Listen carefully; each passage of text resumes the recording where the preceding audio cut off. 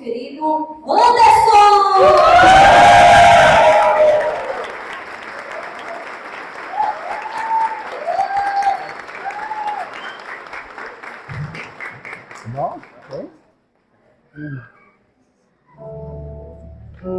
Vamos estender nossas mãos para esse pregador. Pedir que o Espírito Santo desça agora nesse exato momento, para que use de Anderson para falar as palavras certas, para que, se alguém se encontra nesse momento com o coração aflito, angustiado, então que o Espírito Santo possa falar tudo aquilo que você necessita ouvir, para que você, a partir de hoje, seja um servo iluminado, abençoado, e Deus se faça morada nesse exato momento, igual você falou desde o início. Vamos rezar um Pai Nosso. Pai nosso que estais nos céus, santificado seja o vosso nome. Venha a nós o vosso reino. Seja feita a vossa vontade, assim na terra como no céu. O pão nosso de cada dia nos dai hoje. Perdoai as nossas ofensas, assim como nós perdoamos a quem nos tem ofendido. E não nos deixeis cair em tentação, mas livrai-nos do mal. Amém. Ave Maria, cheia de graça, o Senhor é convosco. Bendita sois vós entre as mulheres, bendito é o fruto do vosso ventre, Jesus. Santa Maria, Mãe de Deus, rogai por nós, pecadores, agora e na hora de nossa morte. Amém. Verifica para mim só se está gravando lá no fundo.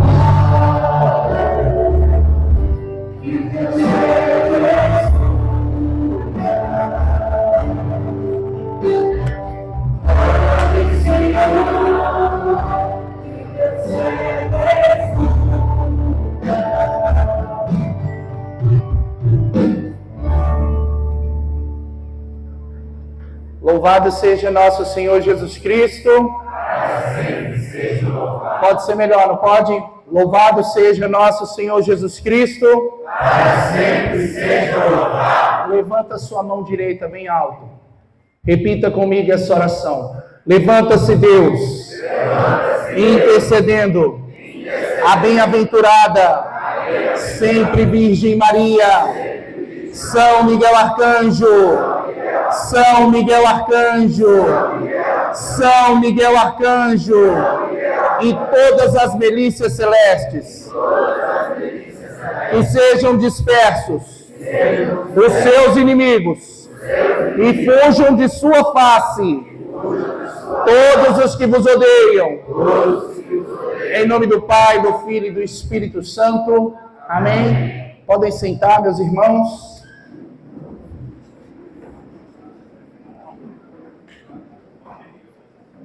Glória a Deus.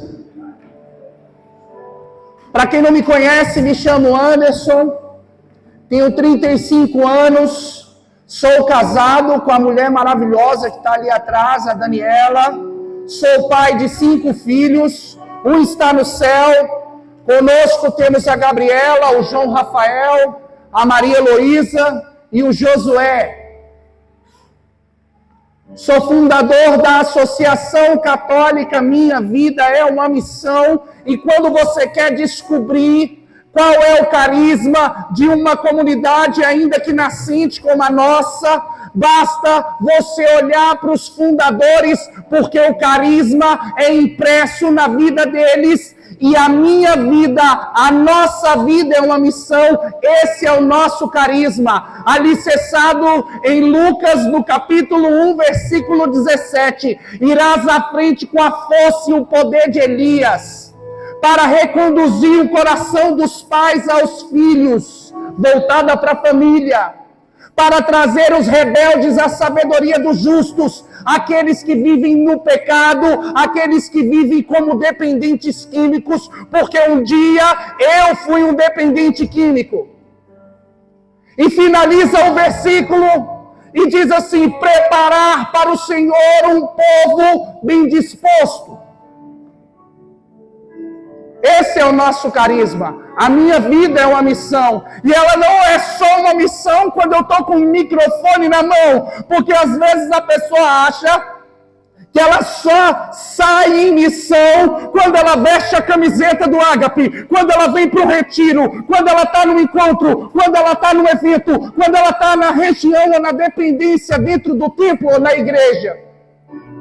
Não, mas a minha vida é uma missão quando eu sou esposo. A minha vida é uma missão quando eu sou pai. A minha vida é uma missão quando eu lavo uma louça, quando eu dou uma faxina, quando eu ajudo a minha esposa, quando eu crio os meus filhos, porque isso também é missão e é uma das maiores missões.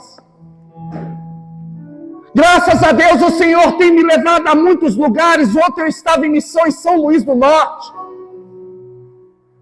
Mas a maior alegria não é o ide e anunciai, mas é o vinde, permanecer e adorai. Eu tenho um coração feliz e alegre quando eu saio em missão, mas mais alegre e feliz fica quando eu retorno para minha casa e fico com os que eu amo. Esse é um mistério tão grandioso que Jesus, em sua vida pública, ele passa 3 anos realizando curas, milagres, prodígios, e ensinando para mim e para você como que é o caminho. João capítulo 14, versículo 6, Jesus é o caminho. Se é um caminho eu preciso percorrer, mas o próprio Cristo, ele passa 30 anos da sua vida inseridos no mistério que eu e você, que contraiu o matrimônio, é convidado a viver. Porque às vezes a pessoa acha, nossa, fulano de tal tem um dom, fulano de tal tem um carisma, fulano de tal tem um talento. Não existe maior dom e maior carisma do que aquele que constitui uma família. Porque o que foi te confiado quando você contraiu um matrimônio é que você tem a missão de povoar o céu, porque no céu tem muitas moradas. A minha missão e a sua é encher aquelas moradas, preparando uma família de santos. O futuro da igreja passa pela tua mão, porque Deus não quer dar simplesmente um fruto bom, um talento, um carisma, mas Deus confia para nós que somos casados a semente de uma árvore que, se for adubada na graça de Deus, ela vai produzir milhares de frutos, 100 por 1. É isso que as famílias precisam entender. É isso que os casais precisam entender. Existem aqueles que vão estar no fronte da guerra. Mas como que vai chegar um soldado no fronte se não existe ele? Precisamos preparar a próxima geração, precisamos preparar o futuro para que tenham homens e mulheres fortes que buscam a santidade no nosso meio. Porque hoje a gente se depara com uma geração frágil, fraca. Uma geração que na hora que leva um não faz uma birra. O mundo acaba, ansiedade, depressão, síndrome do pânico. Uma geração que não tem bons exemplos, uma geração que não foi edificada na rocha, que qualquer problemazinho quer separar, quer largar, quer voltar, quer desistir. Primeiro que se você desistir no primeiro problema, você nunca vai ter um emprego bom, você nunca vai ter uma família santa, você nunca vai ter nada. Tenho visto uma geração de gente medíocre. É duro, é. Medíocre significa mediano. São aqueles que se contentam com a média. Ah, não, tá bom. Porque tem muitas pessoas aqui que poderiam ter um emprego melhor, mas se acovardaram e se acomodaram porque estão vivendo de forma medíocre, porque desde a sua escola você foi treinado para ser mediano, para tirar a média. Por isso que a gente não vê uma geração que busca as coisas elevadas, que não busca as coisas do alto, que não busca a santidade, porque está acostumados a serem rasos. Ah, Anderson, você grita demais porque eu prego para uma geração de gente surda. de gente que pode escutar muitas pregações e muitos reencontros, mas não mudam de vida. Sabe por quê? Porque tem muitas pessoas dentro da igreja que não precisa de um ministro de oração impor as mãos e rezar por você. Você precisa levar uma surra para criar vergonha na sua cara, deixar de ser menino, menina berreta e se tornar um grande homem de Deus, uma mulher de Deus, para constituir uma família santa de Deus. Ah, tem pessoa que não gosta de falar, eu não tô nem aí, se não vão me chamar mais. Mas a missão aqui é restaurar a família. Sabe como que você restaura? Na base da verdade, porque conhecereis a verdade e ela vos libertará. Não adianta nada eu pregar o que você quer ouvir. Precisa pregar a verdade que é de Cristo, que não pertence a mim. Porque assim como diz João Batista, eu sou a voz que clama no deserto. E hoje a gente vive num deserto de pessoas que já estão vivendo ali secos, estéreis. Você quer ver? Quando eu vou na igreja hoje com a minha família, dentro da igreja a gente é perseguido e julgado. Porque eu tenho um filho autista que talvez num período de 20 minutos ele vai repetir a mesma palavra mais de 100 vezes. E tem gente que olha com o olho assim, o que eu vou fazer com meu filho autista? Eu vou apontar para ele Jesus Cristo. Não estou nem aí se quem está do lado vai achar ruim. Ele está no lugar certo. Quem não está agindo certo é quem está julgando. Aí quando minha esposa engravida de novo, aí o povo fala assim, nossa, mas vocês gostam. Eu sou católico, apostólico, romano, aberto à vida. E quantos filhos Deus enviar, nós iremos ter. Porque a minha missão é de povoar o céu. Romper com os contratos e sentenças que eu já nasci com elas. Porque minha mãe, há anos atrás, trabalhava num posto de combustível e tinha um boteco. Quantas vezes eu, como criança, cresci inserido num ambiente hostil, aonde as pessoas se embriagavam, aonde muitas vezes eu e minha irmã tinha que comer petisco, tira-gosto, e não um alimento saudável, preparado. Eu fui feito no carnaval, festa da carne. Minha mãe saiu para comprar cerveja, encontrou meu pai, foi para o estacionamento e engravidou. Mas meus filhos, daqui a pouco um deles vai vir aqui. Porque esse aqui é a casa dele, é o ambiente que ele vive. Isso aqui para ele não estranha, lhe é familiar. Porque eu prefiro que meu filho cresça no ambiente que é a igreja do que crescer dentro de um boteco quando eu cresci. Porque talvez você fica choramingando, porque você não conhece a minha família. Você também não conhece a minha. Mas ou você cruza os braços e fica choramingando, ou você perde a graça, cria vergonha na sua cara e muda de vida. Ou então você vai seguir a moda do mundo. Vai ser o casalzinho da moda. Vai ter um filho, ou então um shih tzu, ou então um bebê reborn. É o casal da moda. Vai comprar um apartamento de um quarto. Quem nem planeja ter filho. Se comprar de 2 quartos é porque um vai ser o escritório, não vai ser o quarto do herdeiro, não. Está tudo programado. Vamos viajar não sei quantas vezes.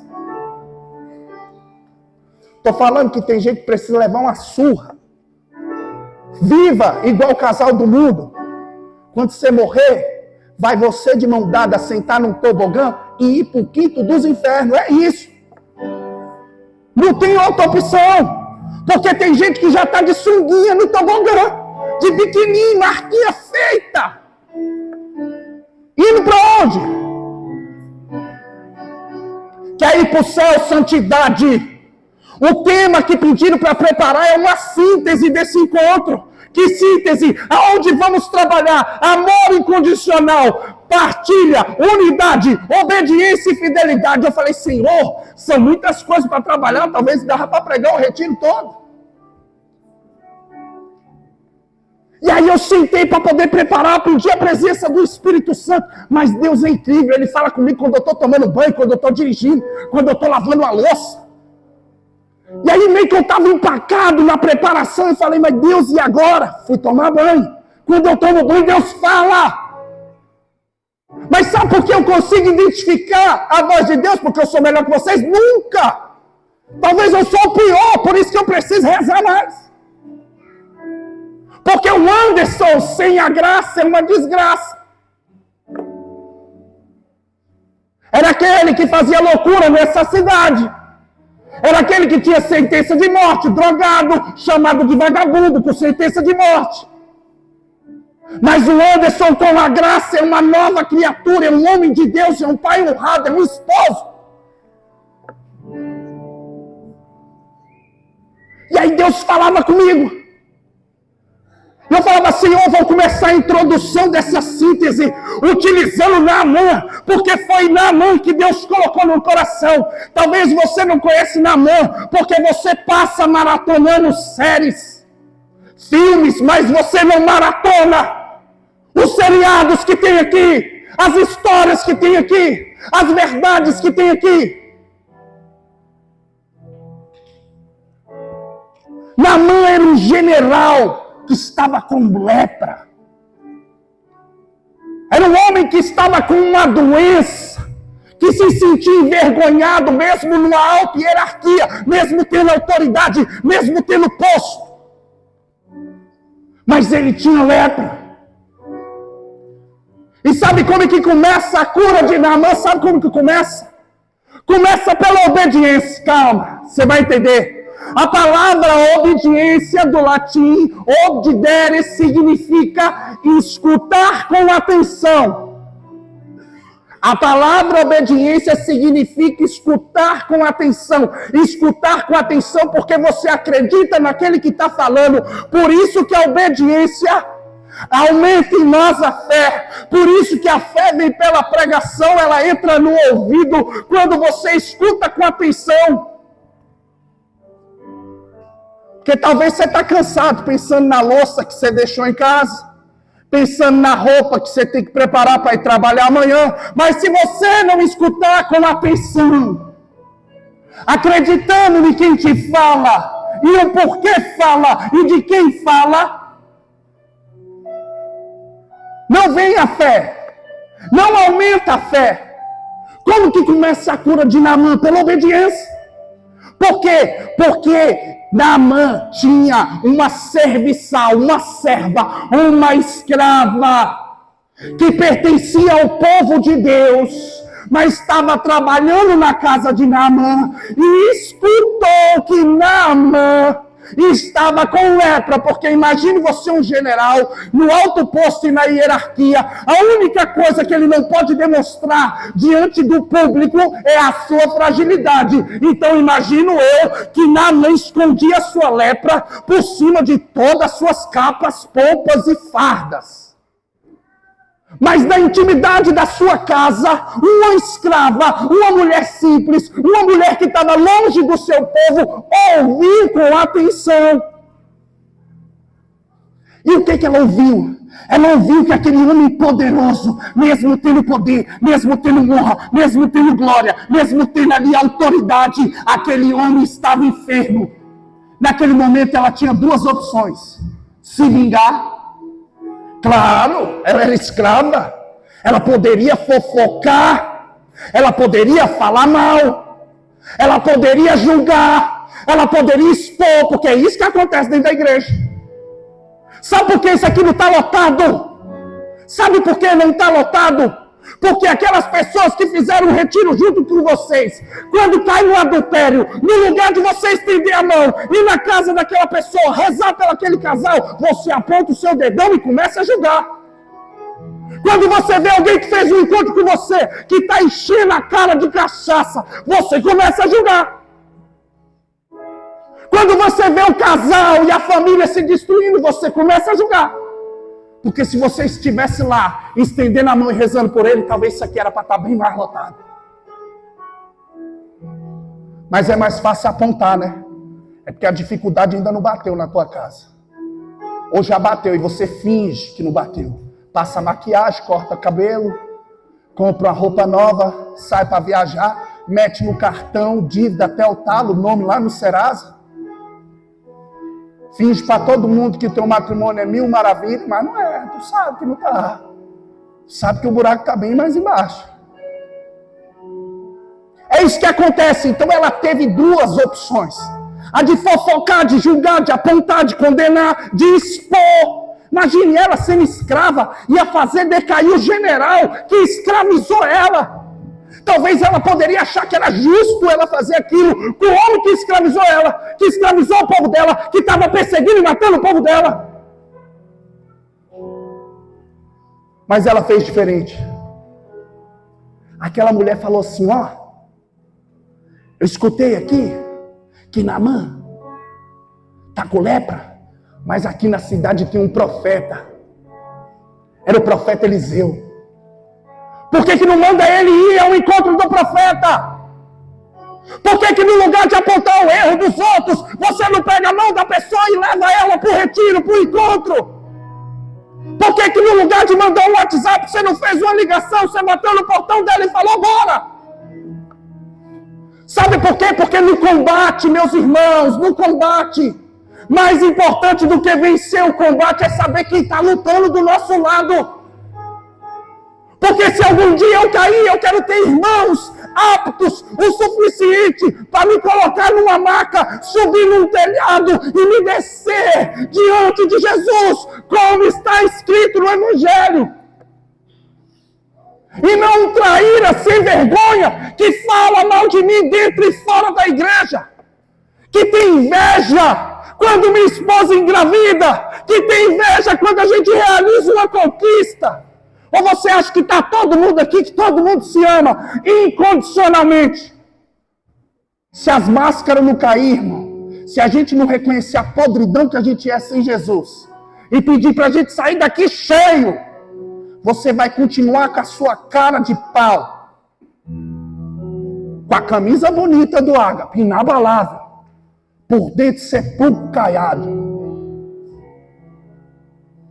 Aquela mulher teve duas escolhas. Ela escolheu o quê? Apontar para o céu. Então primeiro começa pela obediência. Ouvir com atenção. A cura de Naamã não começa quando ele faz o primeiro mergulho. Começa quando uma escrava.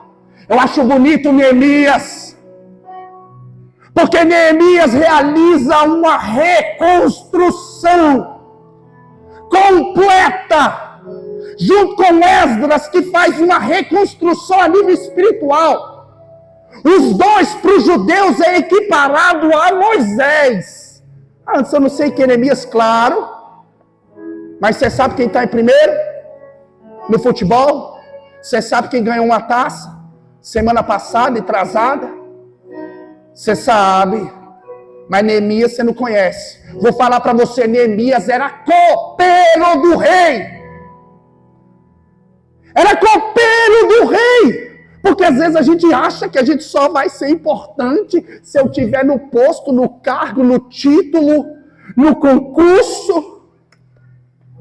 Meu irmão, tu só vai ser importante se quando as pessoas olharem para você, não te reconhecerem e reconhecerem Jesus. Aí você vai ser importante. Fora isso, você não vai valer nada.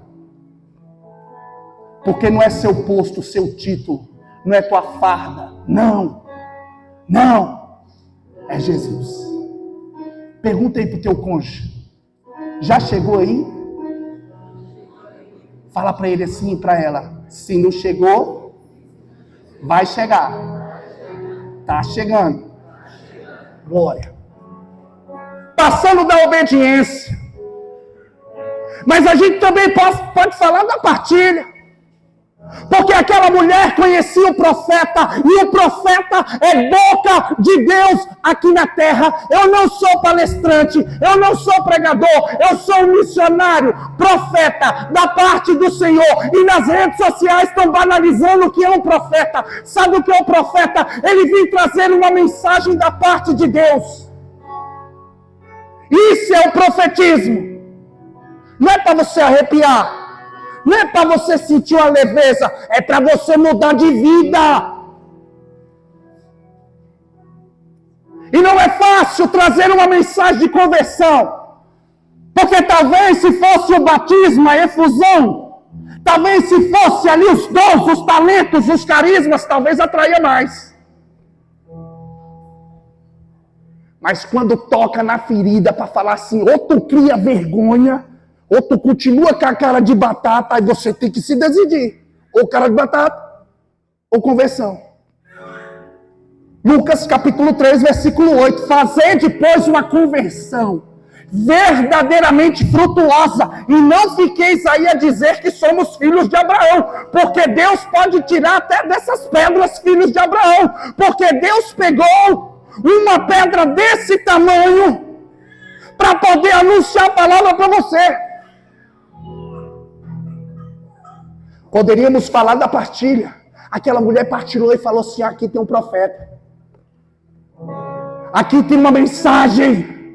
Ela apontou para Jesus, ela não falou, não, vem comigo. Ela falou, vai até ele, porque ele vai te levar para Jesus. Isso é partilhar, a gente partilha o que tem de melhor. Como que você vai partilhar o que você não tem, filho, filha? Como que talvez você vai trabalhar no encontro de outros casais, se nem você busca viver aquilo que tua igreja, aquilo que tua fé, aquilo que você professa no creio, você não vive. A gente não dá o que a gente não tem. A gente só partilha do que tem. Aí você passa a semana todinha fofocando, murmurando, ouvindo música mundana e pagã, enchendo caneco de cachaça no final de semana. Daqui a um ano, você vai entrar na equipe tal e vai trabalhar porque você vai partilhar o amor. Estou falando que tem gente que tem que levar um couro, meu irmão. É porque tem muito homem aqui que se eu for para cima de alguém que eu vou apanhar. Mas a vontade era de pegar a cadeira assim e falar. Mas não dá para mexer não, vocês ficam quietos aí. Estou sozinho, daqui para dar fuga aqui vai dar problema. Estou brincando. A gente só partilha o que tem, irmão. A gente só partilha o que tem. Eu vou te falar. Antigamente, a gente tinha muitas posses. A gente fazia muita festa, muita farra. Trazia o problema para dentro de casa. Perdemos tudo. Hoje a gente não tem nada, mas temos tudo. Hoje eu e minha casa servimos ao Senhor. A minha família inteira é missionária. Vivemos da providência. Abandonamos a nossa fonte de renda para viver da providência. Tem familiar e parente que fala assim, você é irresponsável e maluco, você tem um monte de filho para criar. Eu não sou vagabundo, porque eu trabalho mais para Deus, porque eu não tenho um horáriozinho regular. Eu não entro às 8, tenho horário de almoço e saio às 18. Eu trabalho 24 horas para Jesus, por quê? Porque vocês estão vendo uma parte do meu trabalho e a menor. Que é pegar o microfone e apontar para Jesus Cristo. Mas a maior parte do trabalho é que você não vê, que é chorando diante de uma cruz, ajoelhado, sofrendo e fazendo essa dor, esse sofrimento se unir à dor de Cristo e gerar testemunho para arrastar uma multidão para o céu, porque eu não vim aqui só para você arrepiar. É para arrastar uma multidão para o céu, para mudar as famílias. É para você falar, existiu um homem e uma mulher que entrou nessa chácara, mas saíram daqui outro ser humano. Eu acho bonito porque na semana atrasada eu fui pregar para a equipe de serviço de vocês. Era isso? Meu filho estava internado na UTI. Eu até cheguei a desmarcar na segunda-feira. Mas eu falei, eu não posso parar. Eu não posso anunciar só quando eu estou bem. Eu não posso pregar só quando as coisas estão indo bem. Porque não é porque você é de Deus que você é imune. Você passa pela dor, pelo sofrimento, pela falta, pela dificuldade, pelo desemprego. Você passa porque você sabe em quem você colocou a sua fé. Em uma semana, meu filho internado da UTI, milagrosamente, Na quinta-feira estava de alta em casa e na outra semana eu pregava para o Ágape de jovens. E agora para vocês. Porque eu sei em quem eu coloquei a minha fé. E eu não vim partilhar de um homem, de coisas materiais e mundanas, mas eu vim partilhar com vocês aquilo que é da parte de Deus, porque Deus é poderoso para fazer, porque Ele não vai arrancar o teu problema, não vai arrancar a tua dor, Ele vai te fazer mais forte, junto com o teu cônjuge, para enfrentar toda a tempestade e tribulação que aparecer. Partilha, você partilha do que tem. Quando você está sofrendo, você senta e chora, ou você se une a Jesus Cristo, levanta e deixa Ele fazer. Isso é partilha. A gente partilha o que tem. A gente poderia falar ali da unidade. E aí a gente vê que Naamã, ele precisa mergulhar 7 vezes. Mas sabe o que é a diferença? Em unidade. Sabe o que gera unidade? Porque eu poderia falar para você sobre unidade. Mas eu prefiro falar do que gera unidade. Porque não adianta nada você saber o que é unidade se você vai para o caminho contrário ou você não coloca aquilo em prática. Sabe o que gera unidade? Acolhimento. Quem é bem acolhido, logo estará unido. É bonito isso, vê agora. Quem é bem acolhido, logo estará unido. Você quer ver? Vai no postinho doente para tu ver. Você chega lá doente no postinho, nem olha na tua cara. Nome. Aí você fala teu nome, tá com dor, tá sofrendo. Endereço. Depois te larga uma pulseira verde. Você senta lá no banco, aí chora. Se tiver com a pulseira verde, chora. Não sei, então você não passa por isso, você tem um plano de saúde, glória. Eu falei pro meu patrão, falei, Jesus, será que um dia nós conseguimos colocar um plano de saúde aí no contrato? Eu estou falando sério. Eu converso com Jesus igual eu estou conversando com vocês. Eu falei para Jesus, será que nós conseguimos botar no contrato? Já pensou, pai? Enfim, pelo menos ele é o médico dos médicos. Não tem plano de saúde, mas quando minha esposa fez uma oração, milagrosamente, 2 dias depois, meu filho saiu da UTI. Cada um tem um médico que está ao teu alcance, né? Glória, toca aí, não para não. Não, o povo dorme aqui. Já estou chamando esse para briga, filho. Se parar de tocar aí, a fera acorda. É igual Davi. Para Saul ficar calmo, tinha que tocar o negócio, senão lançava ele na parede. Meus irmãos, quando você é bem acolhido, isso gera unidade. Imagine, você chega no lugar, vamos colocar aqui uma pizzaria. Quem gosta de pizza aqui, levanta a mão. Oh. Churrascaria. Oh, não, vamos para churrascaria, eu gostei mais. Esse exemplo vai ser mais efetivo. Tu chegou lá na churrascaria, rodízio. Aí tu chega lá na churrascaria, chega o garçom, não olhou na tua cara, botou o espetão lá, encostou em você, tu já ficou incomodado. Pô, esse cara tá de sacanagem comigo. Aí então o cara passou, o garçom falou, eu quero. O cara te ignorou. Aí de repente passa o gerente. Tá bem servido? Não, tô indignado. Os caras não passam aqui. O cara nem olha na minha cara, não cortou o negócio aqui, me lambuzou de sangue. Provavelmente o funcionário vai ser demitido. Agora imagine você, tu chega na churrascaria, o cara, já chega o garçom, puxa a cadeira, opa família, você quer uma cadeirinha para tua criança? Sente aqui, ó, peraí que eu vou pegar, vou trazer a comanda para vocês. Vai beber alguma coisa? Já traz, passa lá, ponta da picanha. Cara, eu quero. Bife anchos, sei lá como é que fala isso. É assim? Angus, um dia vai me chamar pro churrasco lá, né? Porque se tiver capeta, giropiano lá, o povo me chama para rezar, mas quando é um churrasco não chama, né? Chama nada, chama. Pai, nem parente meu me chama mais para festa em casa deles, não chama. Sei lá por quê, meu irmão. Chama não, agora na hora que o pau tá quebrando lá, não é nem rezar aqui em casa. Meu filho tá com depressão, quando chega lá, o menino tá quase subindo na parede, fala, opa, aqui não, pai. Aqui tem que chamar o padre, filho. Vai subir na parede não dá, ué. Calma aí. Mas pro churrasco não chama, não. Aí imagina, tu chega lá e o cara te serve muito bem. Pô, o que tu vai fazer? Chega o gerente lá para avaliar. O senhor tá bem servido? Nossa, meu irmão, tô em casa. O senhor aceita um cappuccino? Pô, aí quebra, cara. O cara aceita tudo, meu irmão.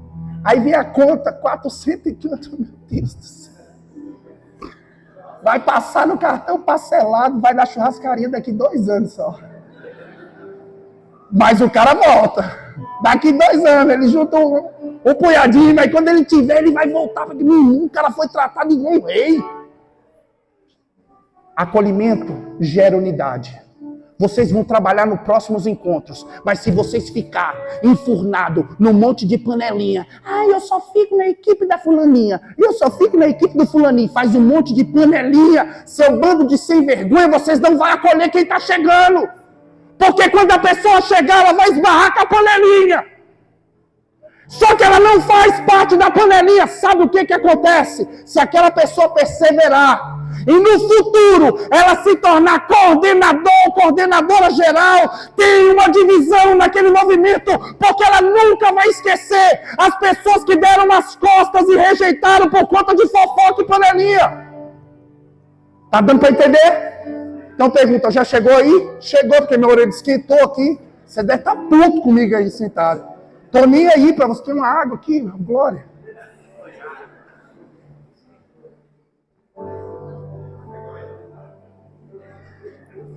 Se não chegou, tá chegando. Mas chegou aí, que esquentou minha orelha aqui. Você deve estar já, valente. O que gera unidade? Então acolhe direito as pessoas quando ela chegar. Não faça panelinha. Não faça montinho, grupinho, exclusividade. Não, vamos tratar fulano bem, porque fulano é não sei lá o quê. Fulano é autoridade. Fulano é empresário. Tô cagando ser empresário. Tô cagando, sabe por quê? É deputado, não me interessa. Naamã era general. Ele teve que entrar na água. Ele teve que ir ao encontro do profeta. Ele nem encontra o profeta. Porque o profeta manda que outro vai no lugar. Para que as pessoas não confundissem achando que é o profeta que faz. Não, não é o profeta que faz. A gente aponta para aquele que pode fazer. Então o profeta foi e mandou um servo no lugar. E o servo vai no lugar. Não me interessa se é fulano, se é deputado, se é ciclano, se tem autoridade, se tem poder, se é pobre, se é rico, se tem dinheiro. Não interessa. O homem era general, teve que tirar a roupa, entrar nu lá naquela água e agachar 7 vezes. O que gera unidade? Passamos pela obediência, passamos pela partilha, passamos agora, vamos para a fidelidade. Partilha, unidade, obediência, vamos para a fidelidade. Vou deixar o amor incondicional por último. Porque se tem uma coisa que está rara no nosso meio, é isso aí, amor incondicional, você vai entender o porquê. Fidelidade. Sabe o que acontece? Naamã é curado. Naamã foi curado. Só que Naamã tinha um costume, não vou dizer de subornar, mas se eu falar subornar, acho que você vai entender, né? Porque hoje em dia a gente vive num mundo onde o suborno vale, né? A pessoa, para conseguir um emprego, ela faz qualquer tipo de coisa. Você quer ver? Aqui em Planaltina é característica. Eu acho que depois dessa, nunca mais ninguém me chama para pregar aqui. Você quer ver no tempo de política o que as pessoas são capazes de fazer para poder obter um benefíciozinho, um carguinho, um empregozinho, um contra-chequezinho. Não está escrito. Ela rasga a fé, ela finge que não está vendo, ela mente, ela não está nem aí, ela vota do jeito que ela quiser, mas eu vou te falar, tem um Deus que está vendo a sua safadeza. Está vendo? Pode ficar de boa, pode me odiar, eu não estou nem aí. Mas no final, ou você senta e vai no tobogã, ou os anjos te levam para a glória do céu. Aqui eu estou sofrendo, eu sou perseguido dentro e fora da igreja. Recentemente eu e minha esposa, a gente foi humilhado publicamente. Eu tenho um temperamento colérico, a minha vontade é de fechar a mão e arrancar a cabeça. E quando eu falo isso, eu não estou brincando. Mas se eu for fazer a minha vontade, é tobogã direto. Você acha que eu quero tobogã? Não. Abaixei a cabeça e falei para minha esposa, a gente não está aqui pelas pessoas, a gente está aqui por Jesus. A gente segue até o final. Fidelidade. Mais importante do que começar bem, continuar bem, é terminar bem. Porque eu vejo em Planaltina, muitas pessoas começam bem. Você quer ver? Pós-encontro, reencontro, tá lotado, meu irmão. Tá lotado. Espera passar 2 meses para tu ver se tá lotado. Não tá, porque fidelidade não tem. Mais importante é você terminar bem, filho, filha.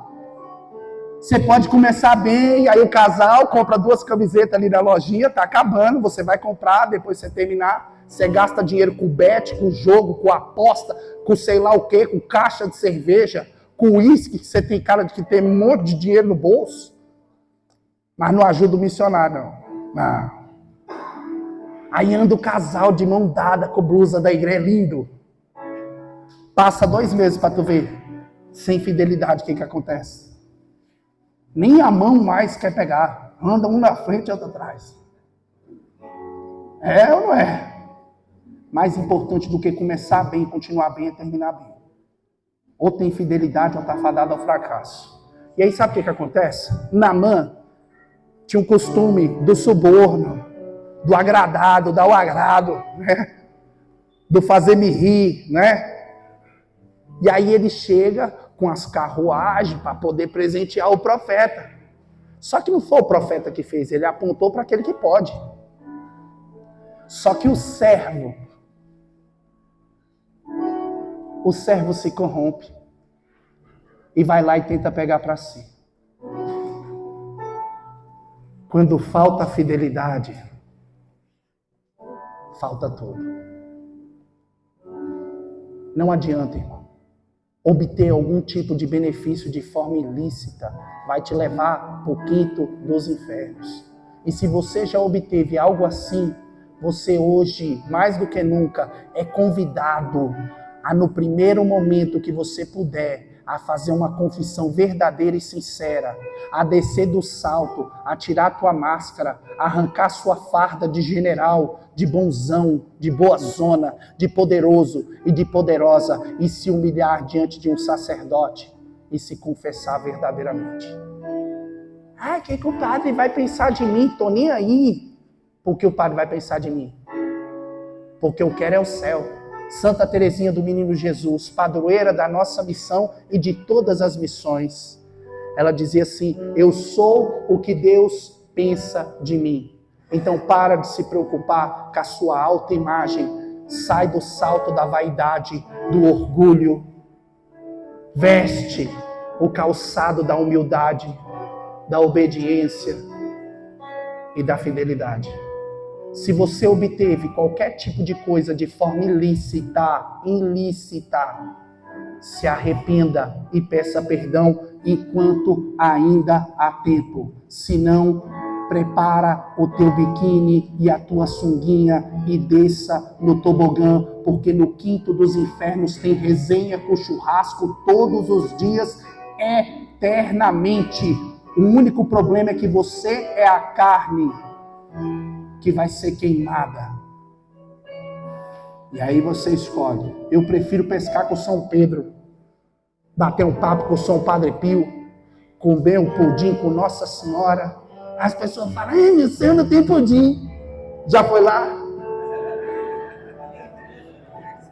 Irmão, se no céu não tem pudim, vai ter algo melhor que pudim. Tu já viu? Não tem aqui, vai estar lá. E eu quero estar lá para experimentar. Tá dando para entender? Ou é céu, ou é o quê? Tobogã, gente. Você não pegou. A mão lá em cima para você acordar. Céu. Tobogã. Céu. Tobogã. Sai do tobogã, filho. Sai. Pergunta aí, já chegou aí? Já chegou aí.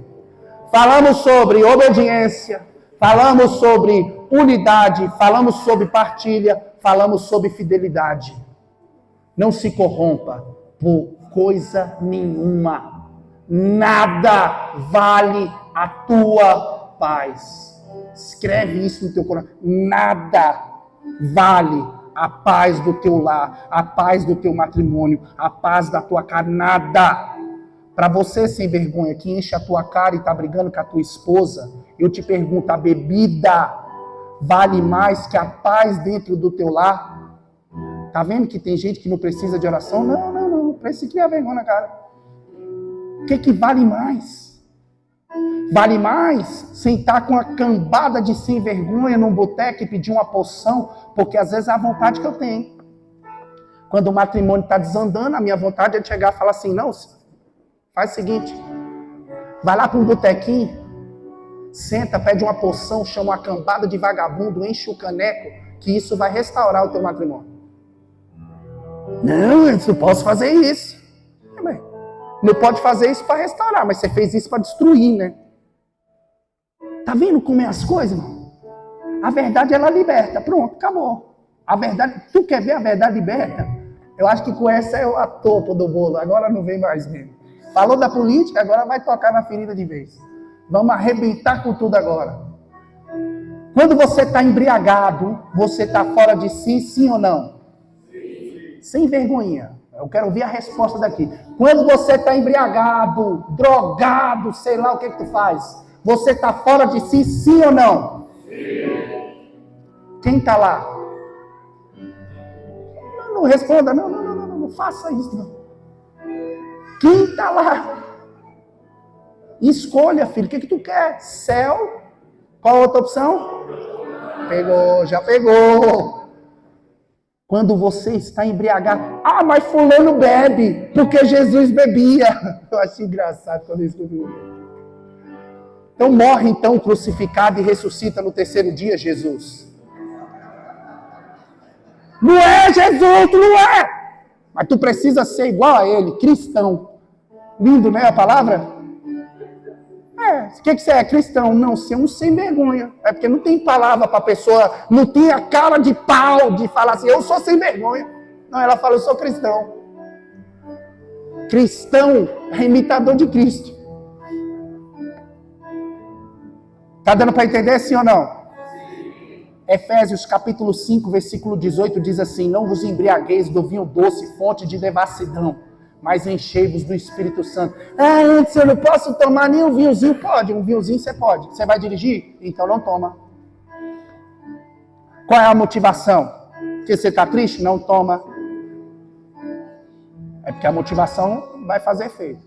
Agora, você no lugar de sentar num quiosque, pedir um petisco com um monte de vagabundo, tu fala assim para tua esposa, fala assim, bem, prepara um petisco que hoje eu tô levando um vinho e a gente vai dançar junto e a gente vai fazer um negócio romântico, é eu e você porque tu é a mulher da minha vida.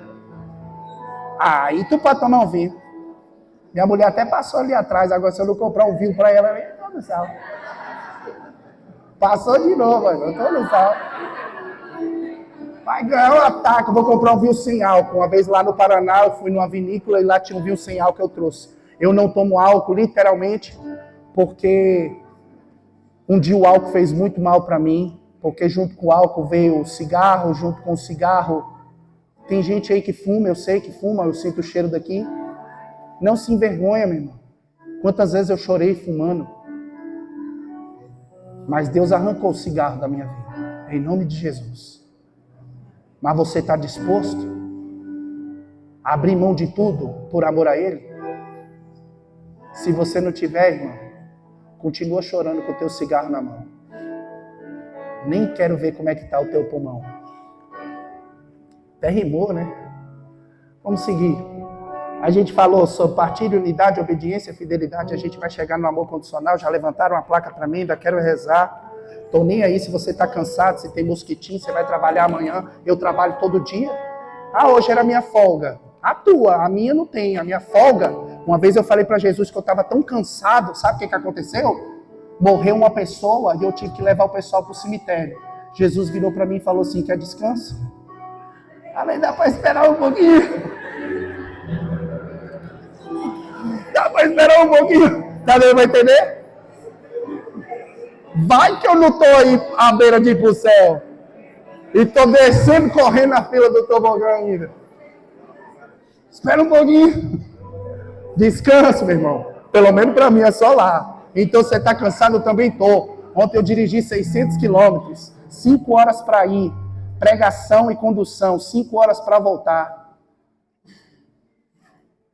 Fora as outras. Quarta-feira eu viajo para São Paulo. Volto segunda. Para anunciar a palavra. E você está cansado. Tá. Ah, porque tem uns mosquitinhos. Aqui tem também. Levantou de 15. Vamos logo. Para a gente ir para o amor condicional, João capítulo 13, versículo 1b. Irmão, vou falar uma coisa, vou ser bem sincero com você. Se você não tem uma Bíblia, que é tua, não estou falando da tua esposa, não. Eu estou falando é para homem aqui mesmo. Segura aí, vocês me dão cobertura, se eu tiver que correr agora. Irmão, compra uma Bíblia, cria vergonha na tua cara. Como que você vai consultar a Deus se você não tem essa palavra aqui, ó? Toda escolha que eu fiz, sem perguntar para Jesus, eu quebrei a minha cara. Mas toda escolha que eu faço, consultando o Senhor, Ele honra. Eu vou te falar, mês passado, como missionário, estava faltando tudo na minha casa. Eu sofri uma humilhação pública junto com a minha família, meu coração ficou despedaçado, minha vontade era só de chorar. Na minha despensa e armário tinha acabado tudo. Acabou o café, açúcar, acabou o arroz, acabou tudo. A minha vontade de desistir era enorme. A pessoa fala, não tenho nada a ver porque você é missionário. Realmente, você não tem nada a ver. Eu entreguei minha vida, foi para Jesus. Porque o problema é com ele, com Jesus, não é comigo. Não é, você não tem culpa. Mas a vontade era de desistir, sabe? Assim como Jeremias, que ele diz aquela frase bonita que as pessoas costumam conhecer, que ele diz assim, seduziste-me, Senhor, e me deixei seduzir, dominaste-me, Senhor, e obtivestes triunfo. Mas aí, seguindo o versículo, ele vai dizer assim, mas por causa do teu nome eu sou motivo de irrisão, as pessoas se afastam de mim, as pessoas não querem minha presença, as pessoas não me chamam para churrasco, as pessoas não me chamam para confraternização, as pessoas querem a cura, querem o presente, querem o prodígio, querem o milagre, mas não se tornam colaboradores. A vontade é de pedir a morte. Mas Jeremias termina dizendo assim, mas dentro de mim havia um fogo devorador que me consumia. Dentro de mim havia um fogo devorador que me consumia. Dentro de mim havia um fogo devorador que me consumia. Sabe por que vocês estão vendo um homem de pé? Porque esse homem, dentro dele, tem um fogo devorador que me consome todos os dias. Se eu parar para estudar um concurso público, em um ano eu passo, eu sei disso. Eu abri mão de um emprego que fazia 13 mil por mês. Porque dentro de mim tem um fogo devorador que me consome.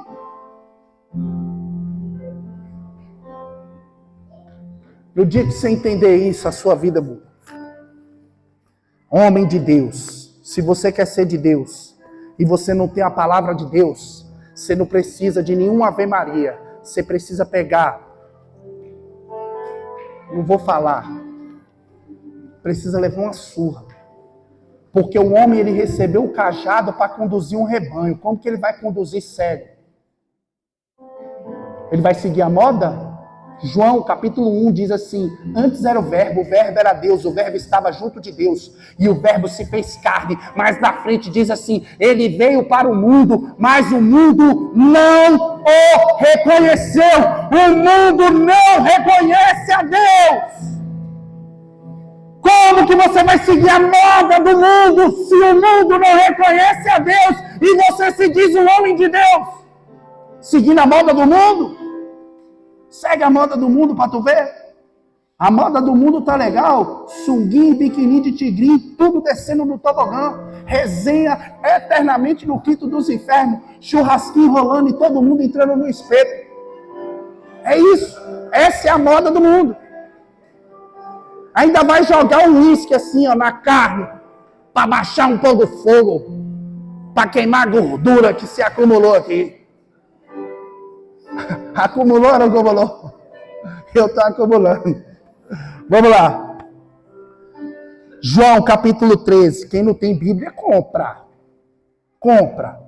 Se algum dia eu for na tua casa e você não tiver uma Bíblia, você vai levar uma surra dentro da tua casa. Estou brincando. Mas compra a Bíblia. João capítulo 13, versículo 1b. É o finalzinho do versículo. Diz assim: como amasse os seus que estava no mundo, até o extremo o amor. Olha que lindo. Vamos pegar do início do versículo. Antes da festa da Páscoa, sabendo que Jesus quis chegar a sua hora de passar deste mundo ao Pai, como amasse os seus que estavam no mundo, até o extremo o amor. Palavra da salvação. Levantou a de 10. Vamos acelerar aqui. Faltou falar sobre o amor incondicional. A gente vê Jesus, e isso é muito bonito, porque ele vai até o extremo. E imagine, é Deus que abre mão do seu trono para assumir a condição humana. Sabe por quê? É preciso explicar isso porque as pessoas não entendem. Se você tiver um shih tzuzinho, ele tem natureza animal, porque ele é um animal, sim ou não? Sim. Bora, rapidinho, que ele levantou de 10. Se levantar de 5, vai dar nem de rezar. Vamos lá. Se você tem um shih tzuzinho, ele é um cachorro, tem natureza animal, sim ou não? Sim. Se você, a tua esposa, que tem ideias mirabolantes, começar a tratar aquele shih tzuzinho como da família, ela vai comprar uma roupinha, uma caminha, vai fazer aniversário, bolinho, quitutes, ossinho com gosto de sei lá o quê, por ter o cachorrinho shih tzu, e ele é tratado, ele tem um nome, é um lorde naquela casa, ele tem um canto dele, um espaço. Isso vai mudar a natureza dele, sim ou não? Não. Vai tratar ele como filho, vai tornar ele filho, sim ou não? Não. Incrível, né? Você pode fazer o que você quiser com o animal, ele continua com a natureza animal. Mas nós, seres humanos, temos natureza humana. Os anjos têm natureza angélica. O que Deus quer? Nos tornar participantes da natureza divina. Mas para isso eu preciso morrer para mim mesmo. Para ser todo de Deus. Eu preciso estar alicerçado da videira. Tá dando para entender? É isso que é céu. Ser participante da natureza divina. Em outras palavras, um pouco mais difícil para você entender, porque você acha que você sabe tudo, né? Nem tudo tu sabe, talvez no mundo lá. Mas aqui, eu vou apontar para você. O céu é conhecer a Deus como Ele se conhece, amar a Deus como Ele se ama. Ser participantes da natureza divina. Isso é o céu. E lá tem hierarquia. Por quem amou mais. Não com o amor do mundo aí que você conhece. Esse amor fajuto, sem vergonha teu aí não. O amor teologal. Teo, Deus. Logal, lugar. A hierarquia do céu é por quem amou mais. Quem se assemelhou mais a Cristo. Deu para entender? Então, pulando essa parte, a gente está aqui no amor incondicional. A gente vê Jesus que amou até o extremo. E aqui eu acho muito bonito, eu tenho devoção aos mártires. Meu santo de devoção, São João Batista, falar a verdade até perder a cabeça. Aí dá para entender, né? A linhagem dos profetas. O nosso carisma, Lucas 1,17, irás à frente com a força e o poder de Elias. Elias é tido como o leão dos profetas. João Batista é tido como o novo Elias. E aí, meu irmão, eu tenho devoção aos mártires. Aqui eu preparei aqui para vocês, eu vou encurtar para a gente poder fazer a nossa oração. Mas houve ali, no século IV, uma legião chamada Legião Fulminata. Ali na época de Constantino, imperadores que se achavam deuses. Essa legião, ela foi famosa porque tudo que eles faziam, todo o combate que eles venciam pela honra e glória de Deus. Eles clamavam o poder de Deus, inclusive chovia ou parava de chover, coisas miraculosas aconteciam. E aí chega até os ouvidos do imperador e do rei que aqueles homens ali, eles serviam a Deus e não cultuavam o imperador e o rei como Deus. E eles pedem para aqueles homens renunciar a tudo e adorar o imperador, adorar o rei. Aqueles homens se negam e aí começa uma série de tortura e de flagelo. Pegaram aqueles homens, arrebentaram eles no cacete, bateram neles de todo jeito e ainda assim esses homens não negaram a Cristo. E aí, como lá na Armênia, naquela época, e eu acredito que ainda é nesse tempo, quem já foi pro lado de lá não sei, eu nunca fui, mas pelos livros que eu li fala que é assim. Estava congelado, levantou de 5. Bora. Estava congelado ali o lago, o rio, e aí levaram eles nus, depois de ter sido espancados, botaram eles ali naquele rio congelado, se tremendo de frio, e acenderam uma fogueira próxima e armaram uma banheira com banho quente. E essa era a tortura daqueles homens. No meio desse meio termo, um sucumbiu. Um virou apóstata. O que é apóstata? Renunciar à fé por completo. O que é herege? Herege é quase 90%, 80% do que está dentro da igreja hoje. Herege é aquele que nega uma ou mais verdade de fé. O apóstata é aquele que nega tudo. Antes, por que você está dizendo? Porque a gente vive numa geração de herege. Porque se você negar uma verdade de fé, tu já é um herege. Sabia disso? Sim ou não? Agora está sabendo. Aí a pessoa fala assim, eu não concordo com o aborto quando a mulher é estrupada. Ela está negando uma verdade de fé. A gente precisa ser aberta à vida. A gente não tem que combater o mal com o mal. A mulher foi estrupada, é uma violência. Então eu sou a favor de assassinar uma criança inocente dentro do ventre. Tá vendo que a gente faz parte de uma geração de herege? Eu voto num partido que é abortista. Problema teu, geração de herege. Abraça essa e vai embora em paz. Ou desce no tobogã e não volta nunca mais. Ele falou de política. Eu falei da verdade. Herege é o que nega uma verdade de fé. É a favor do aborto? A tua fé acredita nisso? Então a escolha vai você. Você faz a escolha. E você colhe a consequência e você desce onde você quiser ou sobe onde você quiser. Amém? Então a gente vê ali um amor incondicional. A gente vê os 40 machos de Sebastião. Um apostatou a fé. Largou, foi tomar banho na banheira. Antes dele chegar na banheira, ele morreu. Tá vendo como é que é a coisa? O apóstolo achou que ia cair na banheira. Morreu antes de chegar nela. Achei foi bom. Tobogãzão congelado. Foi. E aí teve um sentinela que estava próximo, porque virou a noite. E aí, virando a noite, aquele homem sonhou com Deus e mesmo sendo um pagão, ele assumiu o lugar que estava vago. Mas sabe o que eu acho bonito? Que aí, virou a noite, morreram e morreram como mártires. Só que sobreviveu um jovem, Melito, 15 anos. Porque o jovem tem mais vigor do que nós, né? Eu estou parecendo uma geladeira já, braço tempo. Eu brinco com meus filhos, 15 minutos já era. Às vezes nem chega no 15. Mas o jovem tem mais vigor, está mais forte. Então ele aguentou o tranco, sobreviveu. E aí eles queriam poupá-lo. Mas chega a mãe, olha como é bonito. Chega a mãe de Melito e fala assim, não, meu filho, fica até o final para que você possa receber a coroa da glória. Não abandona a tua fé. Isso é forte demais porque é uma mãe intercedendo para o filho para que ele receba a coroa da glória. Existe uma tradição nos judeus que quando um mártir está próximo da sua morte, diz que no coração dele começa a cantar uma canção e ele começa essa canção aqui na terra, e se ele perseverar até o fim, porque mais importante é você chegar até o final, diz que o céu se abre e aquele mártir entra no céu, e a canção que ele começou a cantar aqui na terra, está o céu inteiro cantando para ele no céu. Fazendo um link com essa história, no século XIX, lá em Assam, na Índia, tinha uma família de índios que fazia parte de uma tribo. E aí chegou os galeses e foram evangelizar naquela tribo pagã. E aí sabe o que acontece? Aquela família aderiu e começou a seguir a Jesus Cristo.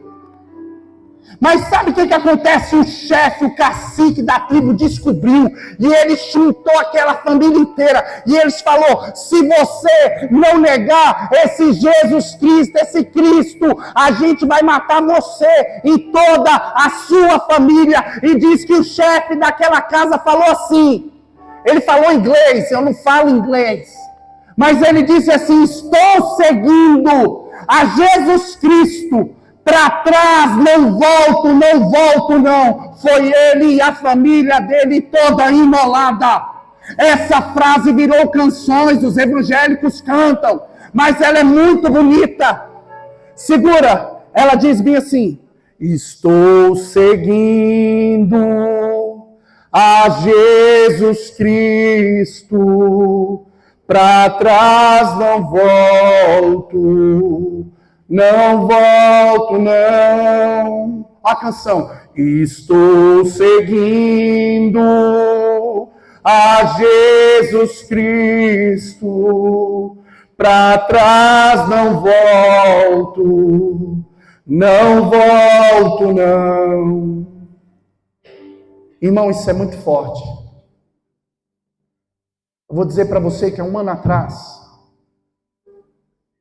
eu tinha uma van escolar, fui chamado para pregar antes de um show do Frei Gilson. Quando a gente chegou na entrada da cidade, bateram num carro e arremessaram ele em cima da gente. A mulher do carro quebrou 11 costelas e o pé. Era para ter morrido eu e toda a minha família. O carro caiu onde eu estava, entrou até aqui e eu não me mexi. Mas sabe por que eu estou dizendo isso? Lembra que eu falei do amor incomparável? A gente tem a capacidade de dar a vida porque a gente ama, sim ou não? Mas sabe o que é mais profundo do que dar a vida porque a gente ama? É se tocarem nos nossos filhos. Dizem que o filho é o coração fora do peito. O que Deus fez para nos salvar? Ele podia estalar o dedo. O filho é o coração fora do peito. Deus envia o seu próprio coração para nos salvar. Naquele dia, o carro era para ter caído em cima de mim e de toda a minha família, era para ele ter entrado no para-brisa. Mas quando eu ouvi a batida do outro lado, eu freiei e deu para virar. Quando eu virei, o carro caiu em cima de mim. Um pouco antes, o Joãozinho que está correndo aí, deve estar todo sujo. A mãe dele vai dar um couro nele quando chegar em casa. Ele estava sentado na janela atrás de mim. A minha esposa falou assim: João, sai do sol. O João saiu do sol, sentou entre o bebê conforto e minha esposa. A bebê, a Maria, que já não é mais bebê, está correndo também, vai levar um couro quando chegar em casa. Deve estar toda suja. Ela estava mamando, dormiu no peito. Minha esposa colocou ela no bebê conforto. Antes de colocar o cinto, o carro caiu em cima da gente. A minha esposa falou assim: amor, eu não estou sentindo a minha perna. E o João está sangrando muito. Naquele dia o meu coração estava sangrando. Irmão, eu nem preciso falar que eu dou minha vida para Jesus Cristo, que isso está mole, isso ele já sabe. Já entreguei. Agora quando toca nos filhos dói. Você pregar quando o filho está na UTI, ou quando o teu coração está sangrando. Eu peguei meu filho no colo, eu arrebentei a porta da lateral, não sei como, eu saí por uma fresta da janela. Os bombeiros e os policiais que chegavam, eles encostavam no meu ombro chorando, fardados. E falavam assim: vai dar tudo certo, paizinho. E a frase que eu gosto de repetir no meu coração é a frase da minha esposa dizendo assim: graças a Deus, todos voltaram para casa. Mas sabe por que eu estou dizendo isso? Porque eu tinha todos os motivos para naquele dia não continuar. Válido, sim, eu perdi meu emprego, meu instrumento de trabalho. Vocês não sabem a dificuldade para um transportador escolar que eu era. dentro de uma pandemia que as escolas fecharam durante um período de quase 2 anos, onde eu abria minha geladeira e só tinha água e gelo, e que eu tinha que ir para a capela e falar assim: Jesus, se for para mim ou para minha família passar fome, eu quero passar fome sem murmurar. A gente enfrentou muitas lutas e continua enfrentando, mas em todas elas somos mais que vencedores, porque eu sei em quem eu coloquei a minha fé. Naquele dia eu fui para o hospital, não sabia se minha família iria voltar para casa, e eu perguntei para minha esposa: amor, você me autoriza a continuar? Porque eu agrado mais a Deus sendo fiel ao meu matrimônio do que pregando para 22.000 pessoas que estavam presentes naquele dia. Não por conta de mim, claro, é lógico, por conta do freio. Mas naquele dia tinha 22.000 pessoas. Eu agrado mais a Deus sendo fiel ao meu matrimônio do que pregando a multidões. Mas naquele dia minha esposa falou assim: hoje nada vai silenciar a mensagem que Deus mandou você passar. Vai lá e conclui a missão. E aí no coração toca essa canção. Estou seguindo a Jesus Cristo. Para trás não volto. Não volto, não. Isso é amor incondicional. É fazer igual Abraão para a gente poder rezar. Fica de pé. Abraão foi um homem escolhido, recebeu um chamado para sair do meio do povo, do meio da sua parentela, porque talvez para você continuar a viver a fidelidade, a obediência, a unidade e a partilha, para chegar no amor condicional, talvez você vai ter que sair do meio das pessoas que você convive, talvez você vai ter que se afastar do convívio dos familiares que te levam para destruição, para fofoca, para intriga e para separação, porque se tem algum familiar teu que chega para você e fala: separa, você precisa separar dessa pessoa, você precisa se afastar dela, porque matrimônio não foi feito para separar.